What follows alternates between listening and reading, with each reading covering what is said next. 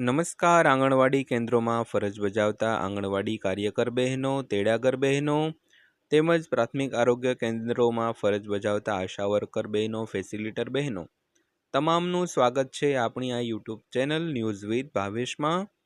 તો આજના વિડીયોમાં આપણે વાત કરવાના છીએ આંગણવાડી સમાચારની. તો આંગણવાડી બહેનોને પોષણ ટ્રેકરની ઓનલાઈન કામગીરી કરવા માટે મોબાઈલ ફોન ન અપાતા સિમ કાર્ડ છે તે પરત કરવામાં આવ્યા છે અને હવે રાજ્ય સરકાર સામે આંગણવાડી બહેનો લાલઘૂમ થઈ ગયા છે. તો ખાસ કરીને આંગણવાડી કાર્યકર બહેનોને જે પોષણ ટ્રેકર નામની એક એપ્લિકેશનની જે ઓનલાઈન કામગીરી કરવામાં આવતી હોય તો તે માટે સરકારે અગાઉ વાત કરી હતી કે મોબાઈલ ફોન આપવાની.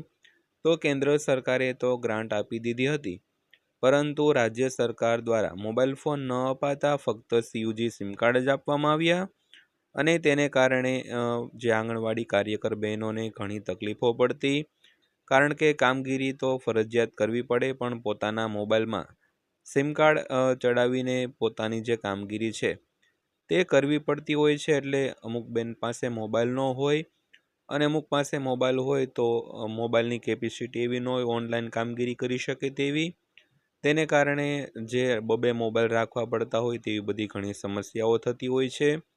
તો તેને લઈને અગાઉ ઘણીવાર રજૂઆત કરવામાં આવી હોવા છતાં મોબાઈલ ફોન ન આપવાને લીધે જે આંગણવાડી બહેનો છે તે અલગ અલગ ગુજરાત રાજ્યમાં ઘણી જગ્યાએ જે સિમ કાર્ડ છે તે પરત કરી રહ્યા છે અને ઉગ્ર આંદોલનની ચીમકીઓ પણ આપી રહ્યા છે. તો ખાસ કરીને રાજ્ય સરકાર સામે આંગણવાડી બહેનો હવે લાલઘૂમ થઈ ગયા છે. તો હવે સરકાર આગળ શું કાર્યવાહી કરે છે તેની સૌ વાટે છે. તો થોડી વિગતવાર વાત કરીએ તો કેન્દ્રે ગ્રાન્ટ ફાળવણી છતાં રાજ્ય સરકાર ફોન આપતી ન હોવાનો આક્ષેપ કરવામાં આવ્યો છે. તો આંગણવાડીની મહિલાઓએ સિમ કાર્ડ સરકારને પાછા આપી દીધા છે.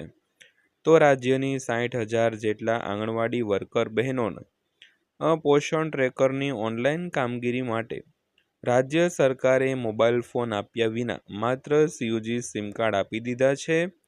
તો આ કારણે બહેનોને આંગણવાડીનું ઓનલાઈન કામ કરવામાં અનેક મુશ્કેલીઓ આવી પડી છે. તો ખાસ કરીને 3 વર્ષથી આ માટે રજૂઆત કરવા છતાં સરકારી અધિકારીઓના ગલ્લા તલ્લાથી કંટાળીને બહેનોએ સિમ કાર્ડ પાછા આપી દીધા છે અને ઓનલાઈન કામગીરી બંધ કરી દીધી છે. તો જ્યાં સુધી મોબાઈલ ફોન નહીં અપાય ત્યાં સુધી માત્ર ઓફલાઈન કામગીરી જ કરાશે.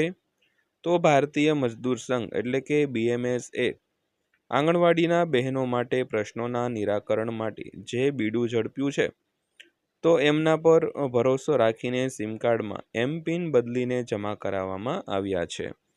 તો ખાસ કરીને ભારતીય મજદૂર સંઘ જે આંગણવાડી બહેનો સાથે આજે આંદોલનમાં છે તે સાથ આપ્યો છે. તો ખાસ કરીને હવે જે આંગણવાડીમાં જે કામ કરતા હોય તે બહેનોએ પોતાના જે સિમ કાર્ડ છે CUG સિમ કાર્ડ જે સરકાર તરફથી આપવામાં આવ્યા હતા ઓનલાઈન કામગીરી માટે તે સિમ કાર્ડ પરત કરવામાં આવ્યા છે. તો વાત કરીએ તો સમસ્યા શું છે, મુખ્ય સમસ્યાની વાત કરીએ તો BMSના ભાવિકાબેન ચાઉના જણાવ્યા અનુસાર સરકારે 7 વર્ષ કામગીરી કરવા માટે સિમ કાર્ડ આપ્યા છે પરંતુ મોબાઈલ આપ્યા નથી. તો બહેનો પર્સનલ ફોનથી કામ કરે છે. 10 ફોટો અને 15 કામ ફોનમાં કરવાના હોય છે ડેઈલી. આથી તમામ આંગણવાડીના બહેનોએ કાર્ડ ICDS કચેરીમાં પરત કર્યા હતા.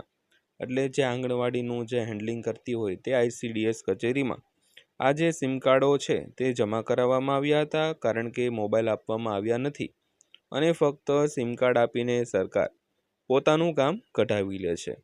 તો આંગણવાડી બહેનોની માંગણીઓ શું છે તેની વાત કરીએ તો 3 વર્ષમાં સરકારના કેટલાક અધિકારીઓ દ્વારા 15 મીટિંગ કરાવવામાં આવતી હતી, પરંતુ માંગણી સંતોષવામાં આવતી ન હતી. તો કેટલીક બહેનો પાસે તો ફોન પણ નથી અને કેટલીક બહેનોને આ કાર્ય માટે 2 ફોન રાખવા પડે છે.